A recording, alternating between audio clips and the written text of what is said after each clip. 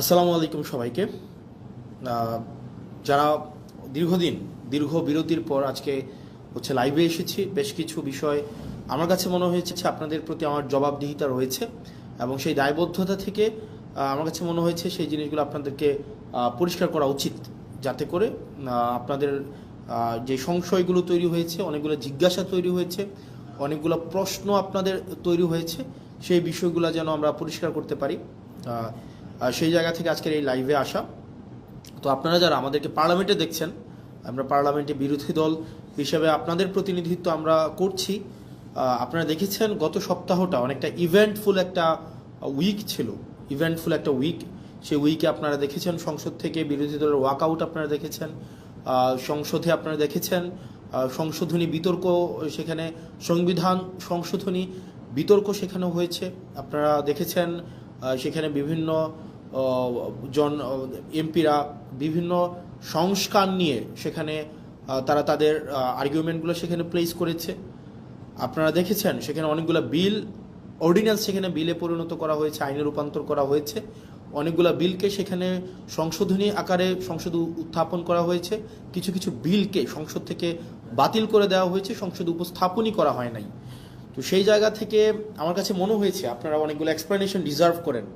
আপনারা যারা আমাদেরকে ভোট দিয়েছেন, আপনারা যারা চেয়েছেন আমরা যেন সংসদে যাই, আপনাদের প্রতিনিধিত্ব আমরা করি, আপনারা আপনাদের প্রতিনিধিত্বের জায়গা থেকে আপনারা অনেক জায়গায় আশাহত হয়েছেন, অনেক জায়গায় আপনারা আশা পেয়েছেন।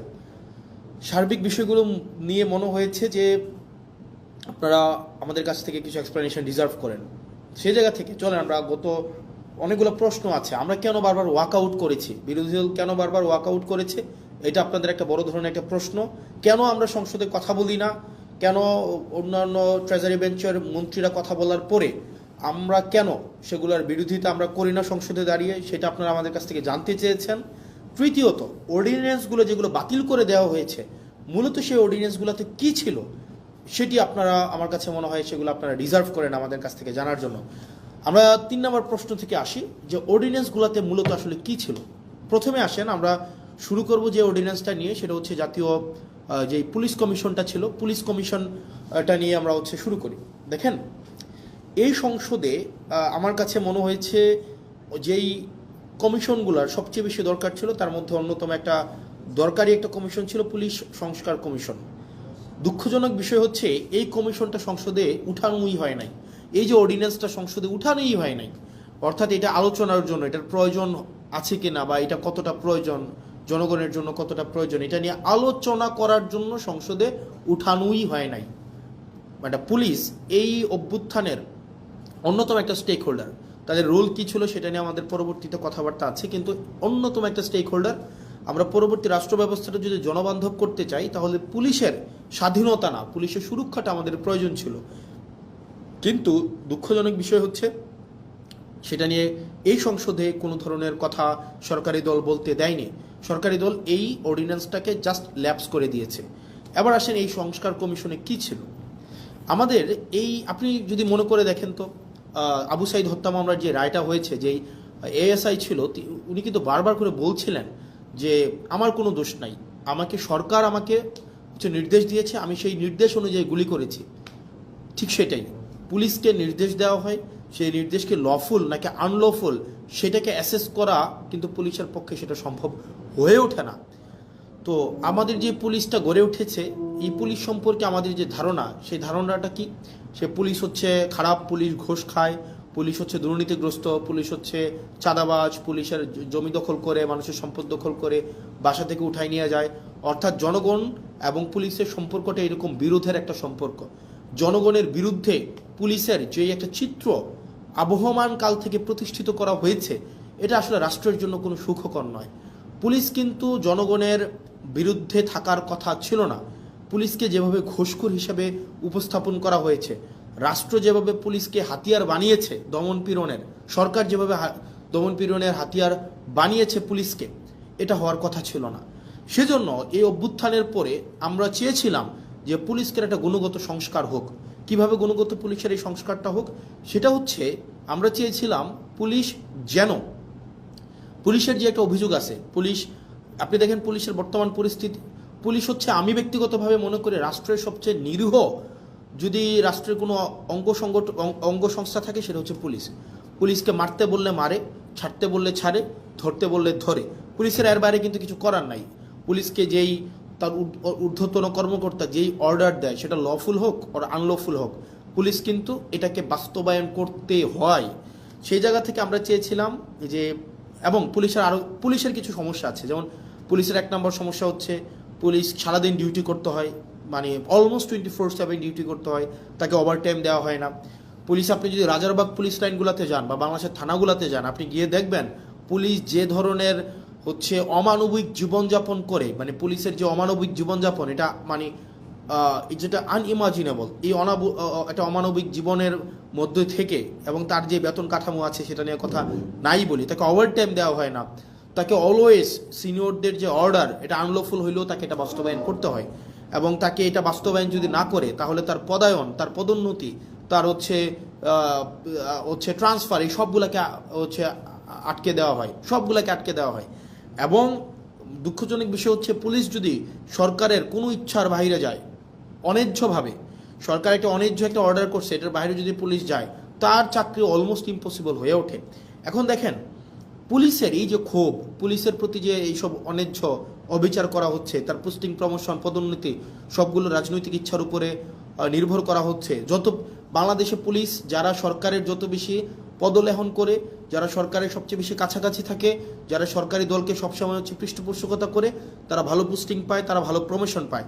সেজন্য সরকারের লিগ্যাল অর্ডার করুক অথবা আনলিগ্যাল অর্ডার করুক, এই কারণে পুলিশরা সবসময় চায় সরকারের মনোরঞ্জনের মধ্য দিয়ে ব্যস্ত থাকতে। এখন এই যে পুলিশের যত অভাব, পুলিশের যত প্রত্যাশা, পুলিশের যত চাওয়া পাওয়া, পুলিশের যত ক্ষোভ, এগুলা নিরসনের জন্য এই গভর্নমেন্ট একটা কাজ করেছিল, মানে ইন্টারিম গভর্নমেন্ট, সেটা ছিল পুলিশ গ্রিভিয়েন্স রিএড্রেস প্রোগ্রাম হাতে নিয়েছিল। অর্থাৎ পুলিশের ক্ষোভ নিরসন করা এবং ন্যায্যতার ভিত্তিতে পুলিশের যে প্রয়োজনগুলো সেগুলোকে নিশ্চিত করার জন্য পুলিশ গ্রিভিয়েন্স রিএড্রেস প্রোগ্রাম হাতে নিয়েছিল এই সংস্কার কমিশনে। অথচ বিএনপি সরকার সেটাকে বাতিল করে দিয়েছে। ভাই, একটা জিনিস বুঝেন আপনারা, পুলিশ তো একটা ডিসিপ্লিনারি ফোর্স, তার প্রয়োজন, প্রত্যাশা, চাওয়া পাওয়া, সেগুলোর জন্য তো পুলিশ হচ্ছে আন্দোলন করতে পারবে না, কোথাও গিয়ে স্মারকলিপি দিতে পারবে না। তাকে যদি আপনি একটা হিলিং একটা ওয়ে না দেন, একটা উইন্ডো না দেন, তাহলে তার প্রয়োজন, প্রত্যাশা সে কোথায় দিবে, মানে সেগুলো কার কাছে জানাবে? এটা জানানোর জন্য ইন্টারিম গভর্নমেন্ট যে পুলিশ সংস্কার কমিশনটা করেছিল, সেটা হচ্ছে সেখানে পুলিশের ক্ষোভটাও যেন পুলিশ জানাইতে পারে, পুলিশের অভিযোগটা যেন পুলিশ জানাইতে পারে। এবং পুলিশকে যদি কেউ আনলফুল্লি কোনো একটা অর্ডার করা হয়, পুলিশকে যদি কেউ হচ্ছে অন্যায্যভাবে কোনো একটা অর্ডার করা হয় যে তোমাকে গুলি করতে হবে, তোমাকে হচ্ছে কাউকে উঠাই নিয়ে আসতে হবে, তোমাকে হচ্ছে মানে বেআইনি কোনো একটা কাজ করতে হবে, পুলিশ সদস্যরাও যাতে সেটা থেকে নিষ্কৃতি পায়, সেটার জন্য একটা অভিযোগ জানাইতে পারে, সেটার জন্য পুলিশ গ্রিভিয়েন্স রিএড্রেস একটা প্রোগ্রাম হাতে নেওয়া হয়েছিল, সেটাকেও বাতিল করে দেওয়া হয়েছে। 2 নম্বর হচ্ছে, জনগণের কিন্তু পুলিশের বিরুদ্ধে অনেক অভিযোগ আছে। জনগণের যে পুলিশের বিরুদ্ধে অভিযোগ আছে, সেটার জন্য সিটিজেন কমপ্লেইন, এটা হচ্ছে management committee, citizen complain management committee, এটা করা হয়েছিল, এটাকেও বাতিল করে দেওয়া হয়েছে। মানে অভ্যুত্থান পরবর্তীতে পুলিশকে যুগোপযোগী করার জন্য, জনবান্ধব করার জন্য ইন্টারিম গভর্নমেন্ট যেই ধরনের পদক্ষেপগুলো হাতে নিয়েছিল, তার মধ্যে পুলিশ সংস্কার কমিশন অন্যতম। আপনি সেটাকে সংসদে উঠানি নাই, আপনি সংসদে উঠানোর আগে সেটাকে বাতিল করে দিয়েছেন। তো সেই জায়গা থেকে পুলিশের প্রতি, পুলিশকে যে রাজনীতি আবার করবে না, রাজনৈতিক হাতিয়ারে আবার পরিণত করবে না, পুলিশের যে উপরের যে পোস্টিংগুলো আছে, যেখানে প্রমোশনগুলো আছে, সেগুলোকে যে আবার রাজনীতিক করবে না, সেটার নিশ্চয়তা কিন্তু না। এবং সেটা খুবই দুঃখজনক, মানে সেটা খুবই দুঃখজনক। আপনারা আমার সামনে যারা আছেন, আপনারা আমাকে শুনতে পাচ্ছেন কিনা স্পষ্ট, বা দেখতে পাচ্ছেন কিনা, আপনারা আমাকে একটু জানাবেন কাইন্ডলি যে আমাকে স্পষ্ট দেখতে পাচ্ছেন কিনা। আমি নিশ্চিত না, কারণ শুরু থেকে আমি কথা বলছি। তাহলে দেখেন, পুলিশকে আমাকে যুগোপযোগী করতে হবে, পুলিশকে জনবান্ধব করতে হবে, পুলিশকে রাষ্ট্রের লাঠিয়াল বাহিনী হিসেবে, পুলিশকে যদি আমি রাষ্ট্রের লাঠিয়াল বাহিনীতে পরিণত করি, এবং পুলিশকে যদি ছাড়তে বললে, পুলিশ আমাদেরকে মাঝে মাঝে এসে বলে যে ভাই আমাদের পরিণতি হয়েছে এটা, সরকার ছাড়তে বললে ছাড়ি, মারতে বললে মারি, ধরতে বললে ধরি, অর্থাৎ আমাদের এই তথৈবচ অবস্থা। এখন এই তথৈবচ অবস্থা থেকে মুক্তির জন্য পুলিশ শুধুমাত্র লিগ্যাল অর্ডারটা বাস্তবায়ন করবে, এবং পুলিশ সরকারের লাঠিয়াল বাহিনী হইবে না, পুলিশ জনবান্ধব হবে, পুলিশ জনগণের হবে। সেটার জন্যই কিন্তু হচ্ছে সংস্কার কমিশনটা করা হয়েছিল। দুঃখজনক বিষয় হচ্ছে, এই সংস্কার কমিশন এই সরকার এটাকে ল্যাপস করে দিয়েছে, এটাকে উঠাইয়ে নাই। তার মানে এই সরকার যে অ্যাটিটিউড, এই সরকারের যে মনোভাব পুলিশকে নিয়ে, এই সরকারের যে চাওয়া পাওয়া পুলিশকে নিয়ে, সেটা হচ্ছে এই সরকার পুলিশকে আবার একটা লাঠিয়াল বাহিনীতে পরিণত করতে চায়। কারণ সে যতই বলুক আমরা এগুলাকে বিবেচনা করব, আমরা এটাকে আরও বেশি সুন্দর করে, আরও বেশি শক্ত করে নিয়মের মধ্য দিয়ে এটাকে করব, আলটিমেটলি কিন্তু এটা করছে না, বা করবে কিনা সেটা কিন্তু আমরা আস্থা পাচ্ছি না। পরবর্তীতে যদি আরও ভালো সংস্কার কমিশন আপনি করতেন, তাহলে এই কমিশনটাকে আপনি স্বীকৃতি দিয়ে পরবর্তীতে আপনি ভালো সংস্কার কমিশন করতেন, আপনি কিন্তু সেটা করেন নাই। তার মানে পুলিশ সংস্কার কমিশনেরকে বাতিল করার মধ্য দিয়ে এই সরকারের মনোভাব কি বা কোন দিকে যাচ্ছে সেটা কিন্তু আমরা বুঝতে পারি। এরপর আসেন দ্বিতীয়ত মানবাধিকার কমিশন। মানবাধিকার কমিশনের যে বিষয়টা, সেটা হচ্ছে মানবাধিকার কমিশনের সাথে আমাদের, আমি সিম্পল ভাষায় বলছি, মানবাধিকার কমিশনের সাথে আপনার তিনটা বিষয় সম্পৃক্ত। এক, মানবাধিকার কমিশনের সাথে আপনার গুম কমিশন সম্পৃক্ত। আমাকে কি স্পষ্টভাবে শুনতে পাওয়া যাচ্ছে কিনা? স্পষ্টভাবে শুনতে পাওয়া যাচ্ছে আমাকে একটু? ইয়েস। তাহলে আমার তিনটা বিষয় আপনারা দেখেন, মানবাধিকার কমিশনের সাথে আপনার তিনটা বিষয় সম্পৃক্ত। একটা হচ্ছে গুম কমিশন এবং জুলাই যোদ্ধাদের যে ইন্ডিমনিটি দেওয়া হয়েছিল সেই কমিশনটা। আমি সিম্পল ভাষায় বলি মানবাধিকার কমিশনটা কি ছিল। মানবাধিকার কমিশনে এখানে বলা হয়েছিল যে মানবাধিকার কমিশনের যারা সিলেকশন করবেন, এই সিলেকশন কমিটিতে কিছু আপনার মডিফিকেশন করা হয়েছিল, এবং এই মানবাধিকার কমিশন যেটা 2026 মানে জাতীয় মানবাধিকার কমিশন অর্ডিন্যান্স, যেটা 2025-এর যে অর্ডিন্যান্সটা, 26-এর যে অর্ডিন্যান্সটা, এই অর্ডিন্যান্সে ছিল যে রাষ্ট্রের যেই সংস্থাগুলো, আপনি গুমের সাথে কারা জড়িত, গুমের সাথে নর্মালি জড়িত হচ্ছে রাষ্ট্রের যে বাহিনীগুলো, সরকার জড়িত থাকে, সরকারের যে বাহিনীগুলো জড়িত থাকে। মানবাধিকার কমিশন যদি চায় এই বাহিনীগুলোর বিরুদ্ধে, তারা নিজেরাই হচ্ছে ইনভেস্টিগেট করতে পারবে। দুঃখজনকভাবে বিষয় হচ্ছে আপনার 2009 সালের মানবাধিকার কমিশনে যেটা হচ্ছে, সেখানে মানবাধিকার কমিশনের এই এখতিয়ার নাই। আপনি এই ইন্টারিম গভর্নমেন্ট যে মানবাধিকার কমিশন অধ্যাদেশ করেছেন সেটাকে বাতিল করে দিয়ে আপনি 2009 সালের মানবাধিকার কমিশন আবার আইনে নিয়ে গেলেন। 2009 সালের যে মানবাধিকার কমিশন আইন, এটা হচ্ছে নখদন্তহীন একটা আইন। এই আইনের কোনো ধরনের হচ্ছে, এই আইনটা শুধুমাত্র খাতা কলমে আছে, এটার কোনো বাস্তবায়ন নাই, এবং এটা সরকারের একটা দপ্তর। আপনি এটাকে মিনিস্ট্রির আন্ডারে নিয়ে আসলেন। মানবাধিকার কমিশনটাকে আপনি একটা মন্ত্রণালয়ের অধীনে নিয়ে আসলেন। মন্ত্রণালয়ের অধীনে কি যুক্তিতে নিয়ে আসলেন? মন্ত্রণালয়ের অধীনে নিয়ে আসলেন যদি মানবাধিকার কমিশনকে আমরা স্বতন্ত্র করে দেই, তাহলে এই মানবাধিকার কমিশন প্রপারলি ফাংশন করতে, এইটার জবাবদিহিতা নাকি আপনি নিশ্চিত করতে পারবেন না। ভাই, এই সরকারে অনেকগুলো অর্গানাইজেশন আছে যারা ইন্ডিপেন্ডেন্টলি ফাংশন করে। সিএস ইন্ডিপেন্ডেন্টলি ফাংশন করে, সিজিএস ইন্ডিপেন্ডেন্টলি ফাংশন করে, এখানে হচ্ছে পিএসসি ইন্ডিপেন্ডেন্টলি ফাংশন করে। ঠিক একইভাবে মানবাধিকার কমিশন ইন্ডিপেন্ডেন্টলি ফাংশন করতো, কিন্তু আপনি যেটা করলেন সেটা হচ্ছে মানবাধিকার কমিশনকে একটা মন্ত্রণালয়ের অধীনে নিয়ে আসলেন। এখন মানবাধিকার কমিশন যদি কারো বিরুদ্ধে কোনো ইনভেস্টিগেট করে, তখন মন্ত্রণালয়ের অনুমতি লাগবে। এখন স্বরাষ্ট্র মন্ত্রণালয়ের স্বরাষ্ট্রমন্ত্রীর অনুমতি নিয়ে আপনি জাস্ট চিন্তা করেন, আপনি আসাদুজ্জামান খান কামালের অনুমতি নিয়ে আপনি পুলিশের বিরুদ্ধে হচ্ছে আপনি ইনভেস্টিগেট করবেন, এবং যারা গুমের সাথে জড়িত, যারা হচ্ছে নিপীড়নের সাথে জড়িত, আপনি তাদের অনুমতি নিচ্ছেন যে আমাকে কি দয়া করে অনুমতি দিবেন, আমি কি আপনাদের বিরুদ্ধে আমি একটা তদন্ত কাজ পরিচালনা করতে পারি। এখন এটা খুব স্বাভাবিকভাবেই সত্য, বাংলাদেশে গত 17 বছর রাষ্ট্রের যে বাহিনীগুলো গুম খুনের সাথে জড়িত ছিল, তাদের কারো বিরুদ্ধেই কোনো ধরনের আপনার হচ্ছে কোনো তদন্ত হয় নাই। এখন এই তদন্তের, একদম সিম্পল ভাষা, এই তদন্তের এখন এই ক্ষমতাটা মানবাধিকার কমিশন যে পেয়েছিল, আপনি সেটাকে বাতিল করে দিলেন, এবং এটার মধ্য দিয়ে আপনার যে নিয়ত, আপনি যে আবার গুম খুনে ফিরে যেতে চান না, সেটা কিন্তু স্পষ্ট হলো না। এবং এটা খুবই দুঃখজনক, আপনার এই মানবাধিকার কমিশন বাতিল করার মধ্য দিয়ে আপনি দুইটা কমিশনকে আপনি হচ্ছেন অর্নামেন্টাল করে ফেলেছেন, ফাংশনাল আর থাকে নাই। একটা হচ্ছে গুম কমিশন, আর হচ্ছে জুলাই ইন্ডিমনিটির যেই বিষয়টা, এটাকে আপনি হচ্ছেন অর্নামেন্টাল করে ফেলেছেন। এই দুইটা অর্ডিন্যান্স কিন্তু মানবাধিকার কমিশনের সাথে সম্পৃক্ত। তো সেই জায়গা থেকে আপনার এই সরকারের যে উদ্দেশ্য, সেটা কিন্তু প্রশ্নবিদ্ধ। তৃতীয়ত, সুপ্রিম কোর্টের সচিবালয় অধ্যাদেশটাকে আপনি বাতিল করে দিলেন। এটাকে আপনি আবার নিয়ে আসলেন আইন মন্ত্রণালয়ের অধীনে। আপনি বলছেন যে বিচার বিভাগকে আপনি পৃথকীকরণ করবেন, বিচার বিভাগকে আপনি স্বাধীন করবেন, কিন্তু সেটাকে আবার আইন মন্ত্রণালয়ের অধীনে আপনি রাখলেন। এবং এই সরকার, অন্তর্বর্তীকালীন সরকার যতগুলো ভালো কাজ করেছিল এবং যতগুলো কাজ ওয়াইডলি সেলিব্রেটেড হয়েছিল, তার মধ্যে কিন্তু এই সুপ্রিম কোর্টের সচিবালয়ের অধ্যাদেশটা অন্যতম। কারণ একটি বিচারক, খেয়াল করেন, একটা বিচারক যদি নির্মোহভাবে অবজেক্টিভভাবে তার বিচার কার্য পরিচালনা করতে চায়, তাকে আপনি অবশ্যই তাকে সুযোগ দিতে হবে। এখন একটা বিচারকের পোস্টিং, প্রমোশন, পদোন্নতি সবগুলো যদি আপনার আইন মন্ত্রণালয়ের উপরে নির্ভর করে, রাজনৈতিক সদিচ্ছার উপরে নির্ভর করে, তখন দেখা যাবে কোনো রাজনৈতিক কোনো বিবাদে যখন বিচারক কোনো একটা রায় দিবেন, সেই রায় যদি সরকারের পছন্দ না হয়, আপনি তাকে সোজা খাগড়াছড়ি পোস্টিং করে দিলেন, বান্দরবনে পোস্টিং করে দিলেন, এবং তাকে আপনি আলাদা বাজেট দিচ্ছেন না তার বিচার কার্যের যে সচিবালয় পরিচালনা করার জন্য। সেই জায়গা থেকে আপনি একটা মন্ত্রণালয়ের অধীনে রেখে, আইন মন্ত্রণালয়ের অধীনে রেখে আপনি কখনোই স্বাধীন, অবজেক্টিভ, বস্তুনিষ্ঠ, নিরপেক্ষ বিচার কার্য, বিচার বিভাগ আপনি কখনোই এনশিওর করতে পারবেন না। সেজন্য অন্তর্বর্তীকালীন সরকার এই বিচার বিভাগকে পৃথকীকরণ করেছিল, বিচার বিভাগকে এম্পাওয়ার করেছিল, এবং বিচার বিভাগ যেন সে তার নিজস্ব সচিবালয়ের মধ্য দিয়ে তার কার্যক্রম পরিচালনা করতে পারে সেটার ব্যবস্থা নিয়েছিল। কিন্তু বিএনপি এসে কী করলো, সেটাকেও বাতিল করে দিল।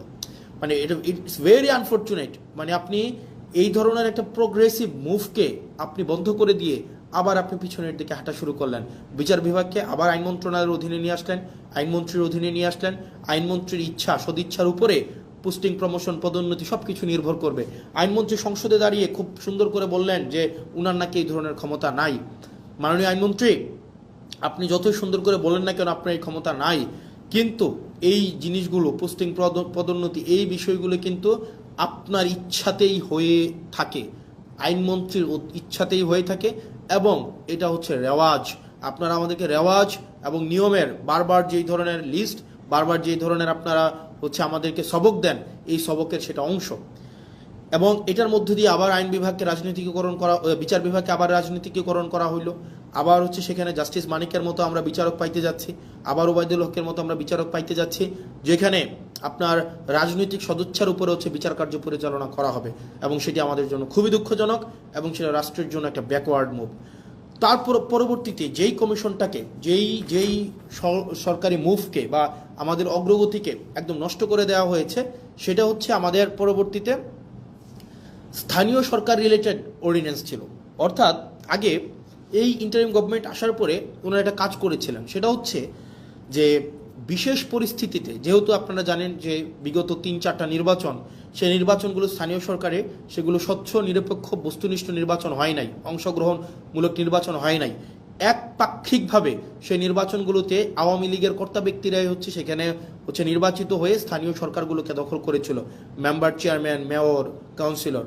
এই কারণে অভ্যুত্থান পরবর্তী সময়ে আপনার ইন্টারিম গভর্নমেন্ট এসে তাদেরকে সরিয়ে দিয়ে আপনার এখানে একটা বিশেষ পরিস্থিতিতে একটা অর্ডিন্যান্স করে যে এই স্থানীয় সরকারের নির্বাচিতদেরকে চাইলে সরকার বাদ দিতে পারে, এটা বিশেষ পরিস্থিতিতে।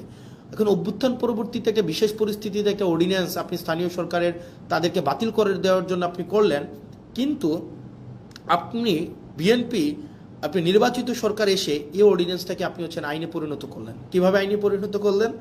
আপনি এখন এই গভর্নমেন্ট, এটার ফলাফলটা কি হয়েছে? এটার ফলাফলটা হয়েছে, এখন ধরে একটা নির্বাচনের মধ্য দিয়ে কেউ চেয়ারম্যান হলো, কেউ মেয়র হলো, কেউ কাউন্সিলর হলো। এখন বর্তমানে যে আইনে আছে, সরকার চাইলে বিশেষ পরিস্থিতিতে কাউন্সিলরকে বাতিল করে দিতে পারবে, মেয়রকে বাতিল করে দিতে পারবে, উপজেলা চেয়ারম্যানকে বাতিল করে দিতে পারবে। অর্থাৎ একটা নির্বাচিত একটা অংশকে সরকার চাইলে বাতিল করে দিতে পারবে, সরকারের কাছে যদি মনে হয় সে ইনঅ্যাপ্রোপ্রিয়েট। তার মানে এই পুরা স্থানীয় সরকার ব্যবস্থাকে সরকারিকরণ করা হইল, দলীয়করণ করা হইল। আপনি নির্বাচিত হয়ে আসেন, সমস্যা নাই, আপনি যখনই সরকারের বিরুদ্ধে কোনো অবস্থান নেবেন, আপনাকে চাইলে সরকার বাদ দিয়ে দিতে পারবে। এই ধরনের একটা কালো আইন এই সংসদে পাশ করা হয়েছে, এই ধরনের কালো আইন। তার মানে মানবাধিকার কমিশন, পুলিশ সংস্কার কমিশন, গুম কমিশন, সুপ্রিম কোর্টের সচিবালয় অধ্যাদেশ, স্থানীয় সরকার রিলেটেড যে বিষয়গুলো রয়েছে, এইখানে বিএনপি যে অবস্থানটা নিয়েছে, এই অবস্থানটা জনগণের বিরুদ্ধে একটা অবস্থান, গণতন্ত্রের বিরুদ্ধে একটা অবস্থান, মানুষের জন আকাঙ্ক্ষার বিরুদ্ধে একটা অবস্থান। এখন আপনারা আমাকে প্রশ্ন করতে পারেন যে ভাই, সংসদে তো দেখি শুধুমাত্র আপনাদের আইনমন্ত্রী সালাউদ্দিন সাহেবই কথা বলেন, সংসদে দেখি আসাদুজ্জামান সাহেব আইনের ব্যাখ্যা দেন 40-45 মিনিট ধরে, সালাউদ্দিন সাহেব আমরা দেখি সেখানে 50 মিনিট ধরে কথা বলেন, আপনারা কেন কথা বলেন না? এখানে যে বিষয়টা আমাদেরকে এই সংসদে কথা বলতে দেওয়া হয় না। আমি একটা এক্সাম্পল দিই, যেমন আপনার সালাউদ্দিন সাহেব আমাদের স্বরাষ্ট্রমন্ত্রী উনি যখনই দাঁড়ান, উনি যেহেতু ট্রেজারি বেঞ্চের উনি মেম্বার, ট্রেজারি বেঞ্চের উনি, অর্থাৎ উনি এবং উনি হচ্ছেন স্বরাষ্ট্রমন্ত্রী, উনি যখনই দাঁড়ান যেই বিষয়ে ধরেন, যেমন মানবাধিকার কমিশন বিষয়ে আমাকে সময় দেওয়া হয়েছিল মাত্র কত, আমাকে সময় দেওয়া হয়েছিল 2 মিনিট, আমাকে সময় দেওয়া হয়েছিল মাত্র 2 মিনিট, মাত্র 2 মিনিট। আর এই বিষয়ে সালাউদ্দিন সাহেব 40 মিনিট কথা বলেছেন, 40 মিনিট। আমাদের সুপ্রিম কোর্টের সচিবালয়ের বিষয়ে আপনার 8 মিনিট কথা বলেছেন আপনার আক্তার ভাই, আসাদুজ্জামান সাহেব কথা বলেছেন অলমোস্ট 40 মিনিট। তাহলে ঘটনাটা কি দাঁড়ায়? ঘটনাটা দাঁড়ায়, ধরেন কোনো একটা অর্ডিন্যান্সের পক্ষে আমি 5 মিনিট কথা বললাম, 5 মিনিট, এটার বিরুদ্ধে সালাউদ্দিন সাহেব 40 মিনিট কথা বললেন, 40 মিনিট, আপনি 40 মিনিট। এই 40 মিনিটে উনি যদি কোনো অযৌক্তিক কথাও বলেন, সেটাকে যখন আমি আবার দাঁড়াবো যে ওনার অযৌক্তিক কথাগুলোকে খণ্ডন করার জন্য, আমাদেরকে সেখানে কোনো অ্যালাউ করা হয় না। তার মানে আপনি সময় পাচ্ছেন 5 মিনিট আর সালাউদ্দিন সাহেব সময় পাচ্ছেন 40 মিনিট। আপনার কাছে উনার কথাটাই হচ্ছে কি, আপনি উনার মতো করে মনের মাধুরী মিশিয়ে, মেটাফোর দিয়ে, উনি হচ্ছে ইতিহাস টেনে, উনি উনার নিজের ব্যক্তিগত অভিজ্ঞতা, দর্শন সবগুলাকে উনি হচ্ছেন সংমিশ্রণ করে উনার মনের মাধুরী মিশিয়ে উনি কথা বলতে পারেন। এবং সেই জায়গা থেকে আমাদেরকে সময় দেওয়া হয় 2 মিনিট এবং রিকোয়েস্ট করে সময় নেওয়া হয় 1 মিনিট, এবং যখনই আবার সময় চাওয়া হয় তখন আমাদেরকে বলা হয় this is not Shahbag square, it's parliament, which is very unfortunate.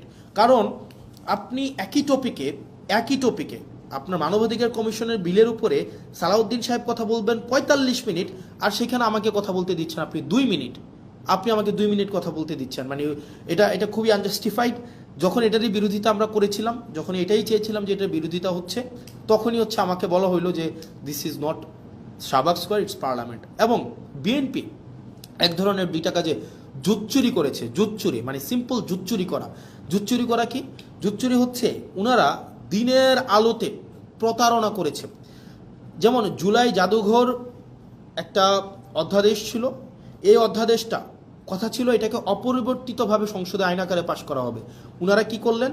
ওনারা একদম সংসদ শুরু হওয়ার সময়, সংসদ একদম বিলটা পাশ করার 5 মিনিট আগে ওনারা এটাকে সংশোধনী আকারে উপস্থাপন করে ওনারাকে বিলটাকে পাশ করায় নিলেন, যেটা কোনো এটাকে একটা কমিটমেন্ট ব্রিচ করা হয়েছে। এটা কথা ছিল না, কথা ছিল এটা অ্যাজ ইট ইজ পাশ করাবে। এখন আপনি আমাকে বলতে পারেন তাহলে আপনারা প্রতিবাদ করলেন না? আমরা অবশ্যই প্রতিবাদ করেছি, এবং আপনারা যদি দেখে থাকেন তাদের যেহেতু মেজরিটি 2/3, তারা এখন কাউকে আর তোয়াক্কা করার প্রয়োজন মনে করে না। তাদের কথা হচ্ছে আপনারা পার্লামেন্টে থাকলে থাকবেন, না থাকলে নাই, আমার যে আইনটা আমি যেভাবে ইচ্ছা আমি করব এবং যেভাবে ইচ্ছা আমি সেটাকে পাশ করব। এবং ওনারা আরও কয়েকটা জায়গায় ওনারা আমাদের সাথে প্রতারণা করে যাচ্ছেন, বাংলাদেশের সাথে প্রতারণা করে যাচ্ছেন।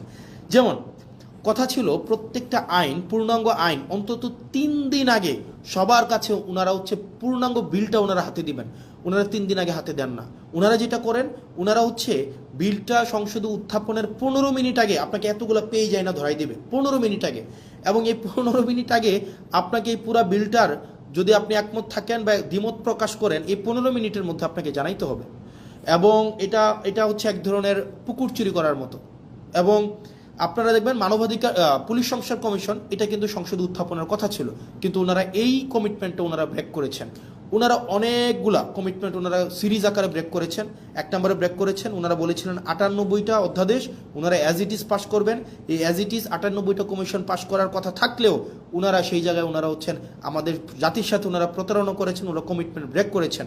দ্বিতীয়ত ওনারা বলেছিলেন খ ক্যাটাগরির 16টা সংশোধন আকারে বিলগুলো হচ্ছে সংসদ উপস্থাপন করবেন, সেখানেও হচ্ছে ওনারা হচ্ছেন কমিটমেন্ট রাখেন নাই, ওনারা সংশোধিত আকারে উত্থাপন করে নাই। অনেকগুলো বিল, যে বিলগুলো মানবাধিকার কমিশন, পুলিশ সংস্কার কমিশন, তারপরে হচ্ছে আপনার গুম অধ্যাদেশ, এই বিষয়গুলো বলেছিলেন ওনারা এই সংসদে আলোচনার জন্য ওনারা হচ্ছেন নিয়ে আসবেন, সেখানেও সবগুলা বিল ওনারা নিয়ে আসেন নাই। এখন ওনারা যেহেতু মেজরিটি, ওনারা যা ইচ্ছা তা করতে পারেন। যেমন ওনারা অ্যাসালমকে গতকাল দেখলেন, মানে বাংলাদেশের জন্য আরেকটা কালো, মানে একটা দিন, কালো দিনটা ওনারা দেখেন। অ্যাসালম, আমি সংসদে প্রশ্ন করেছিলাম বাংলাদেশের শীর্ষ 20টা ঋণখেলাপি প্রতিষ্ঠানের তালিকা দেওয়ার জন্য। তো আমির খসরু সাহেব আপনার হচ্ছে ফিনান্স মিনিস্টার, উনি 20টা ঋণখেলাপির তালিকা আমাদেরকে দিয়েছেন, সংসদে সেটা আছেন। এই 20টার মধ্যে 9টাই হচ্ছে অ্যাসালমের প্রতিষ্ঠান। এই অ্যাসালম ইসলামী ব্যাংক থেকে 82,000 কোটি টাকা শুধু ইসলামী ব্যাংক থেকে ওনারা হচ্ছে ঋণখেলাপি করেছে। 82,000 কোটি টাকা ইসলামী ব্যাংক থেকে নিয়ে গিয়েছে অ্যাসালম। আপনার ইন্টারিম গভর্নমেন্ট যখন আসলো, ইন্টারিম গভর্নমেন্টের আপনার হচ্ছে যিনি গভর্নর ছিলেন, এই গভর্নর কি করলেন, এই ব্যাংকগুলোকে বাঁচানোর জন্য 36,000 কোটি টাকা রিফিল করলেন, যেন এই ব্যাংকগুলো জনগণকে এই টাকাটা দিতে পারে এবং ব্যাংকগুলোকে যেন বাঁচানো যায়। 36,000 কোটি টাকা, 36,000 CR। এখন যেটা হয়েছে, গতকাল একটা ব্যাংক অর্ডার পাস করাই নিলেন মেজরিটির বড়াই দিয়ে। এই ব্যাংক অর্ডারে কি আছে?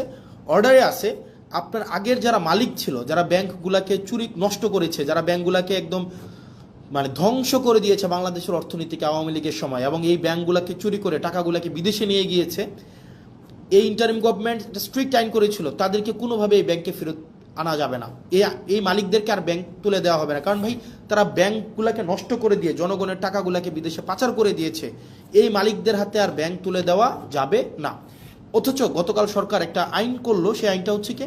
আইনটা হচ্ছে যদি 7% টাকা ফেরত দেয়, আপনার 36,000 কোটি টাকার 7% যদি ওনারা ফেরত দেয়, তাইলে আবার তাদের কাছে মালিকানা বুঝাই দেওয়া হবে। তাহলে চিন্তা করেন, তার মানে আপনি টাকা 82,000 কোটি টাকা মারলেন, এখন সরকার এই ব্যাংকগুলোকে বাঁচানোর জন্য আবার 36,000 কোটি টাকা দিল, এখন আপনি মাত্র 7% টাকা ফেরত দিয়ে, তার মানে হচ্ছে 2,500-3,000 কোটি টাকা ফেরত দিয়ে আপনি আবার মালিকানা পেয়ে যাবেন। তার মানে আপনি চুরির সময় চুরি করলেন, চুরি করার সময়, মানে এটা সিম্পল, এটা বোঝানো হচ্ছে যেমন যদি বলতে যাই, আপনার একটা দোকান আছে, এই দোকানে 1 লক্ষ টাকা ছিল, আপনার এই 1 লক্ষ টাকার পুঁজিটাকে পুঁজিটাকে বিক্রি করে দিলেন, একদম আপনার লাভ তো করলেন না, পুঁজিটাকে বিক্রি করে দিলেন, 1 লক্ষ টাকাই আপনি বিক্রি করে দিলেন, নিজের মতো করে খরচ করে ফেললেন, এই 1 লক্ষ টাকা সরাই নিলেন। তখন কি করলো সরকার, আপনার দোকানটা যেন টিকে থাকে, কাস্টমার যেন অ্যাটলিস্ট দোকানে আসতে পারে, দোকানটা যেন টিকে থাকে, সরকার আবার 50,000 টাকা ফেরত দিল, যে তোমাকে দিল যে ভাই তুমি দোকানটাকে কোনো রকমের টিকায় রাখো। সরকার আপনাকে ফেরত দিল এবং বলল কি, আগের যে মালিক যে 1 লক্ষ টাকা নিয়ে পালাই গেছে, তাকে কোনোভাবেই আর এই দোকানের মালিকানা বুঝাই দেওয়া হবে না। এখন এই সরকার কি করলো, এই সরকার আসার পরে ওই মালিককে আবার এখন সুযোগ দিল যে তুমি যদি মাত্র 7% টাকা ফেরত দাও, মাত্র 7,000 টাকা ফেরত দাও, তাইলে তোমাকে আবার মালিকানা বুঝাই দেওয়া হবে। তার মানে ওই দোকানদার 1 লক্ষ টাকাও খাইছে, পরবর্তীতে সরকারের 50,000 টাকাও পাইছে, এখন মাত্র 7,000 টাকা ফেরত দিয়ে সে এখন এই দোকানের মালিকানা বুঝে পাইবে। মানে এত মানে অযৌক্তিক, অবিবেচনা প্রসূত কোনো সিদ্ধান্ত হইতে পারে, মানে বিএনপি থেকে আমরা পাইতে পারি, মানে এটা কোনোভাবেই গ্রহণযোগ্য ছিল না। তার মানে আপনি 1.5 লক্ষ টাকা, মানে 1 লক্ষ টাকা তো এটা আপনি নিয়েই গেলেন জনগণ থেকে, সরকার আবার আপনাকে 50,000 টাকা দিল এটাকে বাঁচিয়ে রাখার জন্য, এখন মাত্র আপনি 7,000 টাকা ফেরত দিয়ে আপনি এই ব্যাংকের মালিকানা বুঝে পাবেন। সরকার এই ধরনের একটা কালো আইন করলো, কাকে খুশি করার জন্য? অ্যাসালমকে খুশি করার জন্য। কাকে খুশি করার জন্য? রাষ্ট্রের মাফিয়াদেরকে খুশি করার জন্য, যেটা বিএনপি থেকে খুবই আনঅ্যাকসেপ্টেবল একটা হচ্ছে মুভ। এই অ্যাটিটিউডটা যদি অব্যাহত থাকে, আপনি দেখেন বিএনপির যিনি HPM honourable prime minister Tarique Zia, ওনার মুভমেন্টগুলো যদি আপনি দেখেন, ওনার মুভমেন্ট হচ্ছে আপনি দেখবেন খুবই অ্যাকোমোডেটিভ, মানে খুবই অ্যাকোমোডেটিভ। আপনি দেখবেন খুবই সুন্দর পেয়ার স্টান করতেছে, এই প্রোগ্রামে যাচ্ছে ওই প্রোগ্রামে যাচ্ছে, খুবই ডিসেন্ট এবং হচ্ছে ইনক্লুসিভ একটা মুভ দিচ্ছে। কিন্তু অ্যাক্টিভিটিগুলো যদি আপনি দেখেন, বিএনপির অ্যাক্টিভিটিগুলো লাস্ট 2 মাসে, নাম্বার 1 অ্যাক্টিভিটি বাংলাদেশ ব্যাংকে যেভাবে দখল করা হইলো, এই অ্যাক্টিভিটিটা যদি আপনার চোখে পড়ে, বিসিবিকে যেভাবে দলীয়করণ করা হইলো, স্থানীয় সরকারকে যেভাবে ধ্বংস করা হইলো, মানবাধিকার কমিশনকে যেভাবে বাতিল করে দেওয়া হইলো, পুলিশ সংস্কার কমিশনকে বাতিল করে দেওয়া হইলো, সুপ্রিম কোর্টের সচিবালয়কে বাতিল করে দেওয়া হইলো, এরপরে হচ্ছে আপনার এই ব্যাংকগুলোকে আবার দখল করার জন্য দখলবাজদেরকে যে সুযোগটা দেওয়া হইলো, এই অ্যাক্টিভিটিগুলো যদি আপনি একসাথে করেন, তাহলে আপনার কাছে যে বার্তাটা যায়, এই বার্তাটা কখনোই ইতিবাচক কোনো একটা বার্তা না। এই অ্যাক্টিভিটিগুলো যদি আমরা একসাথে যোগ করি, তাহলে যে বিএনপির চেহারাটা দাঁড়ায়, এই বিএনপির চেহারাটা যদি বেগম জিয়া বেঁচে থাকতেন, নিশ্চয়ই উনি সেটার জন্য অবশ্যই দুঃখ পাইতেন, কষ্ট পাইতেন। উনি বেঁচে থাকলে কখনোই এভাবে মানে নগ্নভাবে দলীয়করণ করা হইতো না। উনি জুলাই জাদুঘরকে যেভাবে হচ্ছে বিএনপি দলীয়করণ করার জন্য সবার হচ্ছে দিনে দুপুরে প্রকাশ্যে যেভাবে একটা জালিয়াতির একটা আশ্রয় নিয়েছেন, সেটা ম্যাডাম যদি বেঁচে থাকতেন উনি অবশ্যই সেটার জন্য উনি লজ্জিত হতেন। সার্বিকভাবে বিবেচনায় আপনি যদি দেখেন বিএনপির লাস্ট 2 মাসের মুভ এবং বিরোধী দল আকারে আমরা আমাদের এই সংসদে আমাদের কথা বলার সুযোগ না দেওয়ার যে বিষয়টা, আমাদেরকে শাহবাগ দেখানো হচ্ছে, যে অর্থাৎ আপনি যদি কথা বলতে চান আপনি শাহবাগে যান, শাহবাগে আপনি যা ইচ্ছা তা বলতে পারবেন, এটা পার্লামেন্ট, এখানে আপনি যা ইচ্ছা তা বলতে পারবেন না, এখানে শুধুমাত্র সেটাই বলা যাবে। আপনি বিরোধী দল, আপনি মাত্র এই কয়টা সিট নিয়ে আসছেন, আপনি আবার এত বেশি সময় পাবেন কেন? ভাই আপনি একজন 40 মিনিট ধরে উনি ক্লাস নিতে পারেন, সেখানে আমাদেরকে সময় দেওয়া হয় 2 মিনিট, রেকর্ডে আছে। আপনি যদি দেখেন, আমরা যখন একটা বিলের বিরুদ্ধে দাঁড়াইলাম, মানবাধিকার কমিশনের বিলের বিরুদ্ধে দাঁড়াইলাম, আমাকে সময় দেওয়া হলো যে মিস্টার আবদুল্লাহ আপনার সময় 2 মিনিট। আর এইটার রিভার্টাল যখন আসাদুজ্জামান সাহেব দিলেন, উনি 25 মিনিট প্লাস হচ্ছে উনি রিভার্টাল দিলেন। তার মানে উনার কোনো সময় মানে নাই, উনি যতক্ষণ ইচ্ছা কথা বলতে পারবেন। উনি দাঁড়াইলেই উনার মাইক অন করবেন, উনি সালাউদ্দিন সাহেব দাঁড়াইলেই উনার মাইক অন হবে, এবং ওনার রেকর্ডের জন্য ওনারা সব কিছু বলতে পারেন। কিন্তু আমাদের রেকর্ডের জন্য আমাদের মাইক অন করা হয় না। আমরা 50 বার 20 বার শুরু থেকে যদি হাত তুলে রাখি, আমাদেরকে এই সময়টা দেওয়া হয় না। এটা নাকি সংসদের রেওয়াজ। তো সংসদের রেওয়াজ এবং সংসদের আইন আসলে কোনটা কি, সবগুলো হচ্ছে সরকার যেভাবে চাইবে সেটাই, যেটা অভ্যুত্থান পরবর্তী সময়ে যেটা আমাদের জন্য অপ্রত্যাশিত ছিল। প্রিয় বাংলাদেশবাসী, আপনাদের আমার কাছে মনে হয়েছে আপনারা কিছু এক্সপ্লানেশন ডিজার্ভ করেন। কারণ দিন শেষে আমরা হচ্ছে দিন শেষে কোনো না কোনোভাবে আমরা বেনিফিটেড। আমরা যারা ক্ষমতায়, আমরা যারা চেয়ার পেয়েছি, আমরা যারা মন্ত্রী হয়েছি, আমরা যারা এমপি হয়েছি, আমরা কোনো না কোনোভাবে বেনিফিটেড।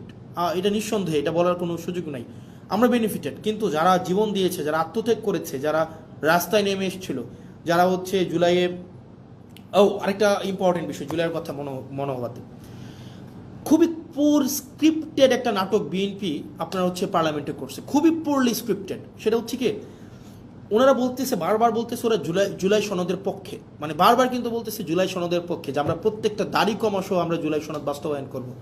তো আমরা যখন বলতেছি যে জুলাই সনদের অর্ডারটা আপনাকে বাস্তবায়ন করতে হবে, তখন যেটা হইল, ওনারা একদিন একটা নাটক সাজাইল।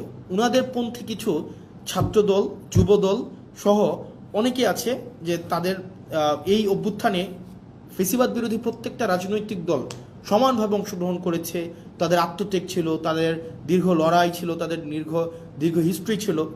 তো ওনারা কি করলেন, কিছু সিলেক্টিভ আহতকে, কিছু সিলেক্টিভ, একদম সিলেক্টিভ কিছু আহতকে বিরোধী দলীয় যেই গ্যালারিটা আছে সেই গ্যালারিটাতে এনে বসাইলো, এবং ওনাদেরকে বলে দেওয়া হলো, পরবর্তীতে ওনাদের মধ্যে অনেকগুলো আহত আমাদের কাছে আসছে যে ভাই আমরা তো বুঝি নাই যে আসলে আমাদেরকে কী কারণে নিয়ে আসা হয়েছে, আমাদেরকে জাস্ট বলা হয়েছে আপনাদেরকে গাদ্দার বলার জন্য, এবং আপনাদেরকে যেন আমরা বেশিং করি, আপনাদেরকে যেন আমরা হচ্ছে ওখান থেকে আপনাদেরকে বেশিং করি, এবং আপনাদের বিরুদ্ধে যেন আমরা স্লোগান দিই। এই স্ক্রিপ্টটা বিএনপির জন্য, মানে শোনেন, আপনারা বিএনপির যারা আছেন 217 জন এমপি আছেন, ইট ডাজন্ট ম্যাটার, আপনারা হচ্ছেন সরকারে আছেন, ইট ডাজন্ট ম্যাটার। মানে ধরেন কি করতে পারবেন, ম্যাক্সিমাম গুম করে ফেলতে পারবেন, উঠাই নিয়ে যেতে পারবেন বাসা থেকে, এই জার্নিটা এখানে থামাই দিতে পারবেন, সো হোয়াট ভাই। মানে জীবনে তো ধরেন আপনার মানুষের সাথে যদি কানেক্টেড থাকি, মানুষ যদি আস্থা রাখে, বিশ্বাস রাখে, এর থেকে বড় প্রাপ্তির আর কিছুই নাই। আপনারা ওই দিন যে স্ক্রিপ্টটা সাজাইলেন, আপনারা যে নাটকটা সেদিন সংসদে করলেন, এবং আমরা দেখলাম মাননীয় প্রধানমন্ত্রী প্রত্যেক আহতের সাথে একজন একজন করে কথা বলে আসার পরেই ওই আহতরা ওই গ্যালারি থেকে আমাদেরকে বিভিন্নভাবে, ওখানে আপনারা দেখলেন এটা সিন ক্রিয়েট করা হয়েছে, এবং ওনারা আমাদেরকে বিভিন্নভাবে গালাগালি দিলেন। ওনারা বললেন আমরা জুলাই সনদ চাই, বিএনপি যেভাবে চাই আমরা সেভাবে চাই। তো আমরা জিজ্ঞেস করলাম বিএনপি কিভাবে চাই বলেন তো? ওনারা বললেন না, বিএনপি যেভাবে চাই আমরা সেভাবে চাই। আমি বললাম তো বলেন না বিএনপি কিভাবে চায়। না আমরা এত কিছু বুঝি না, বিএনপি যেভাবে জুলাই সনদ চাই আমরা সেভাবে চাই।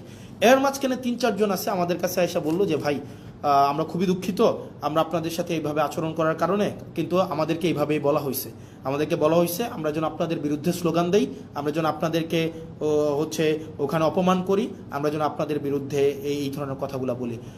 মানে it's very unfortunate mister Tarique Zia, honourable prime minister Tarique Zia, it's very unfortunate আপনি পার্লামেন্টে থাকা অবস্থায় এই ধরনের একটা নাটক করা হবে এবং এটার ডিরেকশন আপনি দিবেন।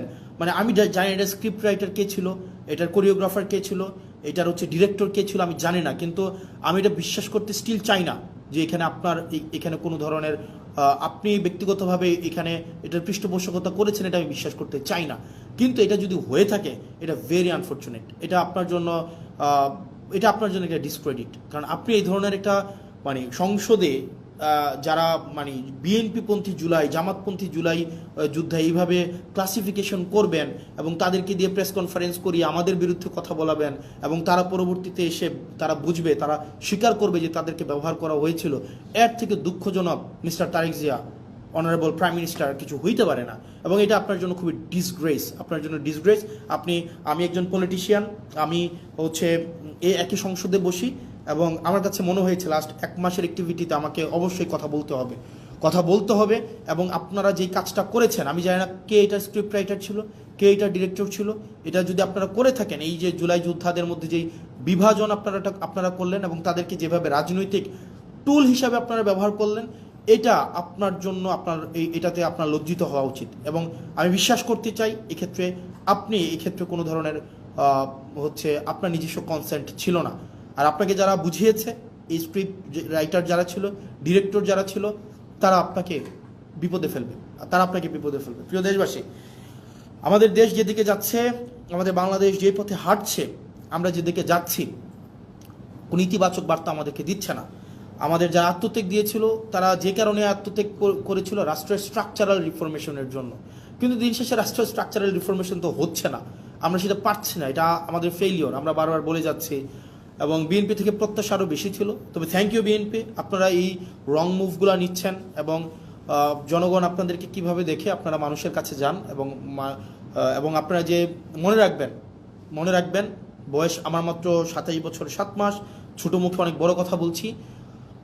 আপনারা সংখ্যাগরিষ্ঠতার যে একটা আত্মতুষ্টিতে আপনারা ভুগছেন, আত্মবিশ্বাসী হওয়াটা ভালো, কিন্তু আত্মতুষ্ট আপনারা যেভাবে হচ্ছেন যে আপনারা যা ইচ্ছা তা করতে পারবেন এই সংখ্যাগরিষ্ঠতার 2/3 মেজরিটির এই বড়াই দিয়ে, মনে রাখবেন সংখ্যাগরিষ্ঠতা কখনোই ভালো কিছু নিয়ে আসে নাই।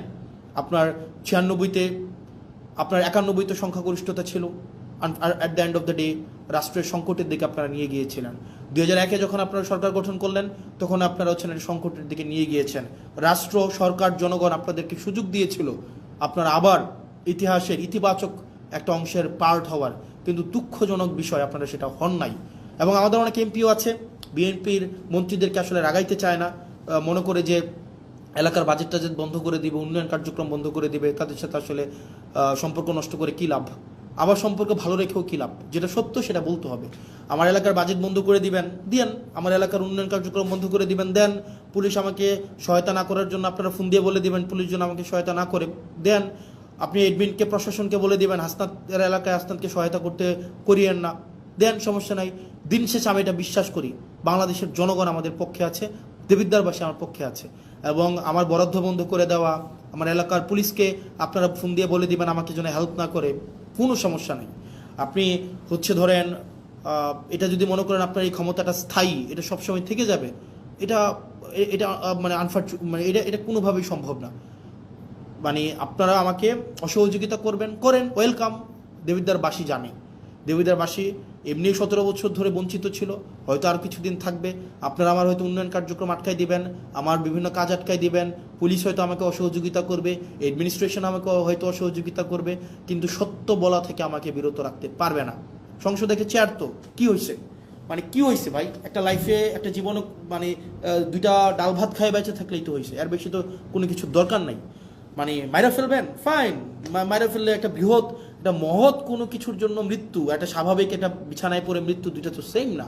একটা মহৎ কিছুর জন্য মৃত্যু, আমি নিজেই তো আত্মতুষ্টিতে থাকবো যে না, একটা মহৎ কিছুর জন্য মারা গিয়েছে বা মেরে ফেলা হয়েছে, সো হোয়াট।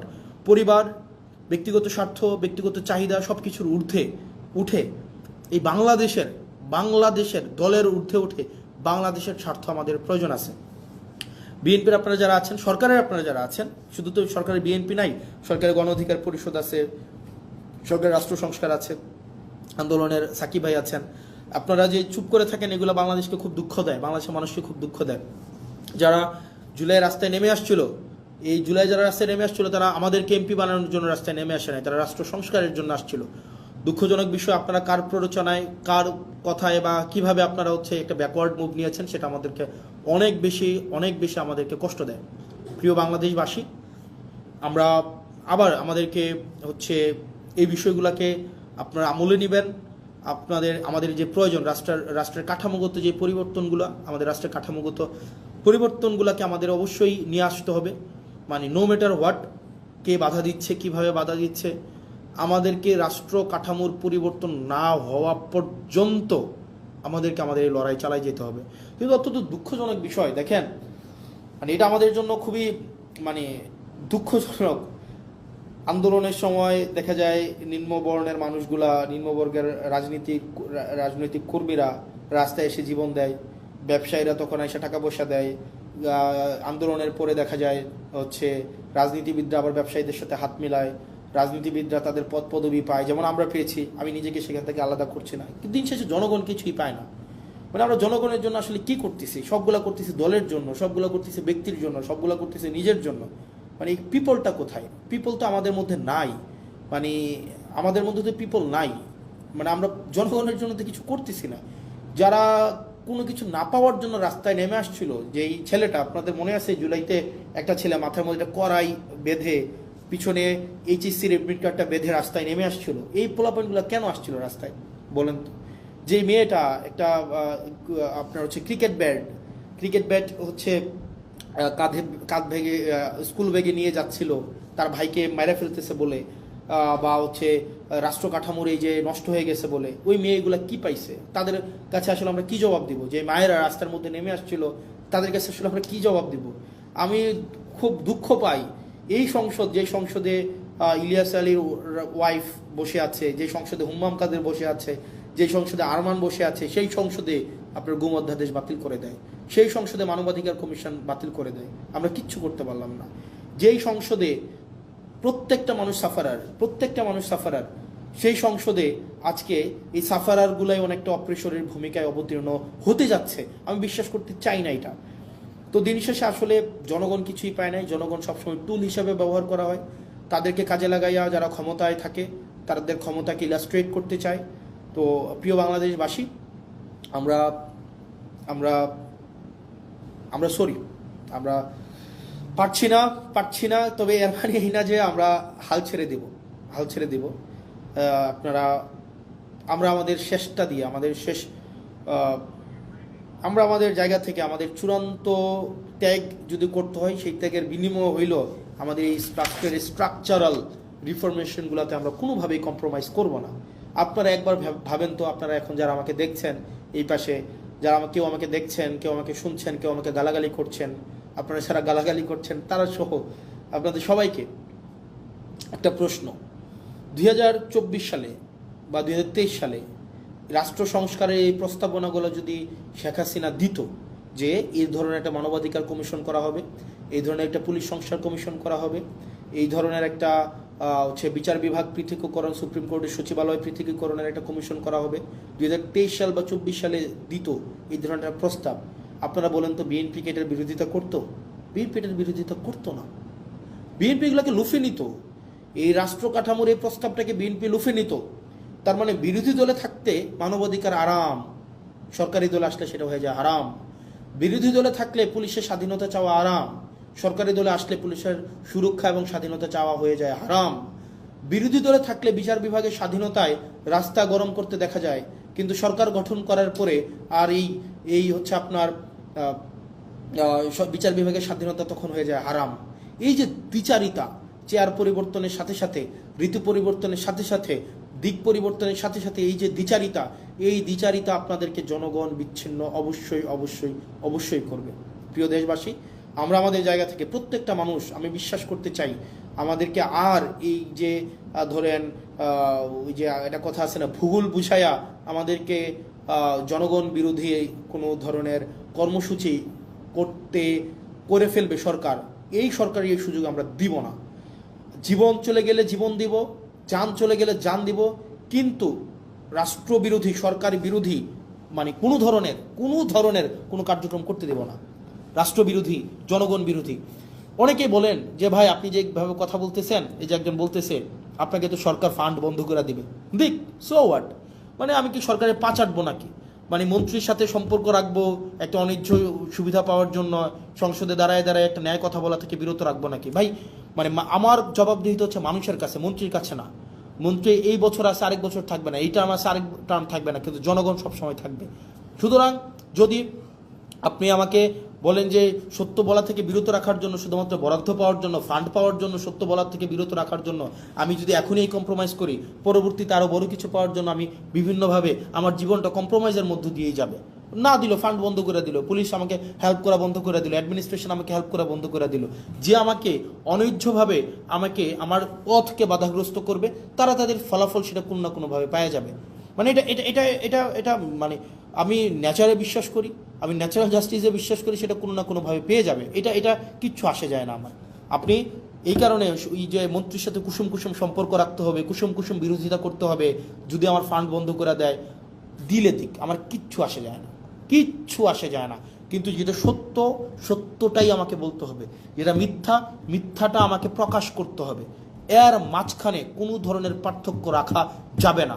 পুলিশ আমাকে সহযোগিতা করলেও আমার কিচ্ছু আসে যায় না, প্রশাসন আমাকে সহযোগিতা করলেও কিচ্ছু আসে যায় না, সরকার আমাকে সহযোগিতা করলেও আমাকে কিচ্ছু আসে যায় না, আমার হচ্ছে মন্ত্রীরা আমার বিরোধিতা করলেও আমার কিচ্ছু আসে যায় না, মন্ত্রী আমার ফান্ড বন্ধ করে দিলেও আমার কিচ্ছু আসে যায় না, সচিবরা আমাকে অসহযোগিতা করলেও কিচ্ছু আসে যায় না।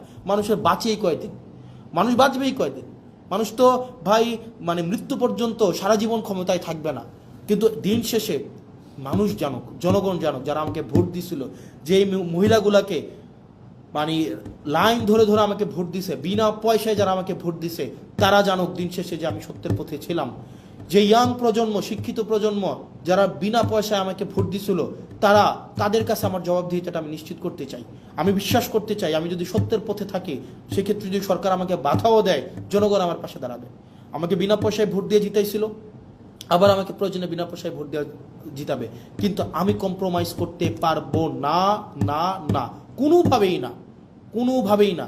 আমি মিডিয়াকে দেখেছি দালালি করতে, মিডিয়ার যে দালালি, মানে এটা পৃথিবীতে যদি কোনো উদাহরণ হয়ে থাকে মিডিয়ার দালালি, এটা বাংলাদেশে হচ্ছে 1 নম্বর হবে মিডিয়ার দালালি। মিডিয়া, মিলিটারি, ব্যুরোক্রেসি সবাই এখন আবার হচ্ছে মানে জি হুজুর আবার কালচারে চলে গিয়েছে। এই জি হুজুর কালচারে এনসিপি যাবে না, জি হুজুর কালচারে এনসিপি রাজনীতিবিদরা যাবে না, কোনোভাবেই যাবে না, কোনোভাবেই না। আপনি আমার চেহারা নিয়ে কথা বলেন, আপনি আমাকে চেহারা নিয়ে আমাকে ট্রোল করেন, আপনি আমাকে কালো বলেন, হোয়াট এভার, এগুলো আমার কিচ্ছু আসে যায় না।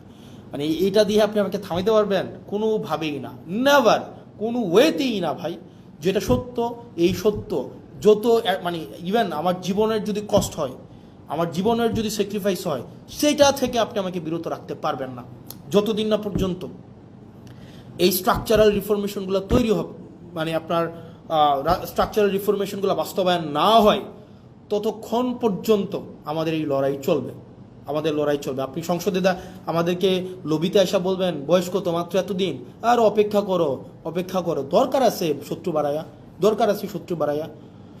যদি কেউ শত্রু হইতে চায়, মানে আমার আমার প্যারা নেই, কিচ্ছু আসে যায় না, কিচ্ছু আসে যায় না। প্রিয় বাংলাদেশবাসী, আপনারা জানেন দিন শেষে যে কারা বাংলাদেশের বিরুদ্ধে অবস্থান নিচ্ছে, অ্যাসালমের পক্ষে অবস্থান নিচ্ছে, যারা কারা সংস্কারের বিরুদ্ধে অবস্থান নিচ্ছে, স্বাধীন বিচার বিভাগের বিরুদ্ধে অবস্থান নিচ্ছে, স্বাধীন পুলিশ সংস্কার কমিশনের বিরুদ্ধে অবস্থান নিচ্ছে, যারা কারা এই স্থানীয় সরকার ব্যবস্থাকে নষ্ট করে দিচ্ছে, এটাকে আবার ফেসিবাদের দিকে নিয়ে যাচ্ছে, কারা সংস্কারের কথা বলে তারা তাদের 31 দফা থেকেও পিছনে হটছে, জুলাই সনদ অক্ষরে অক্ষরে বাস্তবায়নের কথা বলেও কারা পিছনে হচ্ছে চলে যাচ্ছে।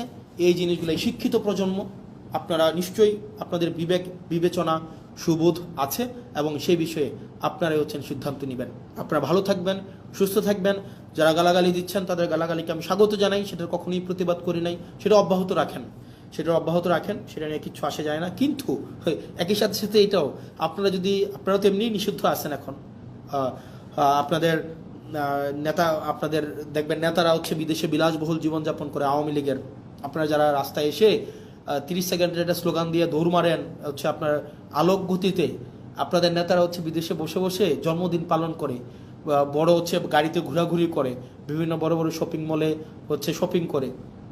তো নেতার পা আপনারা যারা চাটেন, আপনার নেতার পা চাটার আগে একবার ভাইবেন আপনারা কাদের পা চাটতেছেন। আবার যখন যদি আপনার হচ্ছে এই পা চাইটা কোনো লাভ নাই রে ভাই, এই পা চাইটা লাভ আছে। আপনি দেশে হচ্ছে পুলিশের দৌড় খাবেন, আপনাকে জনগণ পিটাবে, আপনাকে রাজনৈতিক দলগুলো আপনাকে দৌড়ের উপরে রাখবে, আর আপনার নেতারা বিদেশে আরাম আয়েশের জীবন কাটাবে। আপনি হচ্ছেন এদিকে হচ্ছে বুড়িগঙ্গার তীরে হচ্ছে জীবনযাপন করবেন, 200 টাকা ভাড়ায় বাসায় থাকবেন অন্ধকার গরমের মধ্যে, আর আপনার নেতা ট্যাম্পসের মধ্যে অথবা দুবাইয়ের হচ্ছে নদীর মধ্যে ইয়ট নিয়ে ঘুরে ঘুরে বেড়াবে এবং সেখানে হচ্ছে উনি জন্মদিন পালন করবে। তো এই বিষয়গুলো একটু মাথায় রাখেন যে কার পিছনে যাচ্ছেন এবং হচ্ছে কাদের জন্য রাজনীতি করছেন। আর আপনারা যারা অনেকে আছেন নেতার পা চাটেন, নেতার পিছনে পিছনে নেতার পা চেটে জীবনটাকে ধ্বংস করে দিচ্ছেন, এই এখন নেতার পা চাটতেছেন, কিছুদিন পরে নেতার ছেলের পা চাটতে হবে। এখন পা চাটতেছেন নেতার পা চেটে কোনো লাভ হয় নাই, এরপরে চাটবেন নেতার ছেলে সবসময় নেতাই হবে। আর দিন শেষে আপনারা যারা চাটার উপরে থাকেন, চাটাচাটি যাদের হচ্ছে কর্ম, চাটাচাটি যাদের হচ্ছে জীবিকা, চাটাচাটি ছাড়া যাদের মনস্তত্ত্বের মধ্যে স্বাধীনতা নাই, যারা মানসিকভাবে স্বাধীন না, যারা মানসিকভাবে হচ্ছে চাটামিকে যারা জীবিকা হিসাবে নিয়েছেন, দিন শেষে আপনাদের চাটতেই হবে। এখন কিছু আগে চেটেছেন নেতার বাবাকে, এখন চাটতেছেন নেতাকে, কিছুদিন পরে চাটবেন নেতার ছেলেকে। এটাই হচ্ছে আপনাদের নিয়তি। যদি এটা না করতে চান, স্বনির্ভর হতে চান, সত্যকে সত্য বলতে চান, মিথ্যাকে প্রকাশ করতে চান, তাহলে এইসব চাটাচাটি বাদ দেন। দল আপনাকে ভাত দিবে না। আপনার ঘরে যদি ওষুধ না থাকে, আপনার মায়ের যদি ওষুধ না থাকে, নেতা এসে সে ওষুধ কিনে দিয়ে যাবে না। দিন শেষে আপনি করবেন গুলিস্তানে মার্কেট, আর নেতা যাবে দুবাই মার্কেট করতে। আপনি ছুটিতে যাবেন হচ্ছে ওই যে চানখারপুল, আপনার নেতায় যাবে লিভারপুল। তো সেই জায়গা থেকে এই নেতার পা চাটাচিটি করে লাভ নাই। এই পা চাটাচিটিটা বন্ধ করেন। নেতা যাই করে সবই যে ঠিক করে, ব্যাপারটা এমন না। নেতাকে নির্মোহভাবে ক্রিটিক্যালি নেতাকে অবজার্ভ করেন, ক্রিটিক্যালি নেতাকে ক্রিটিক করেন, এবং নেতাকে আপনি সব কিছুর ঊর্ধ্বে রাখার যে এক ধরনের আমাদের মনস্তত্ত্ব তৈরি হয়েছে, সেটা থেকে নিজেরা নিষ্কৃতি পান। আপনারা ভালো থাকেন, সুস্থ থাকেন, এবং আপনাদের সাথে দেখা হবে যতদিন পর্যন্ত আপনাদের সমর্থন আমাদের সাথে আছে, আপনাদের প্রত্যাশা আমাদেরকে ঘিরে তৈরি হচ্ছে, যতদিন পর্যন্ত সেটা থাকবে, আপনাদের জন্য আমরা কথা বলে যাব। আপনারা ভালো থাকেন। আসসালামু আলাইকুম রহমতুল্লাহি ওয়া বারাকাতুহু।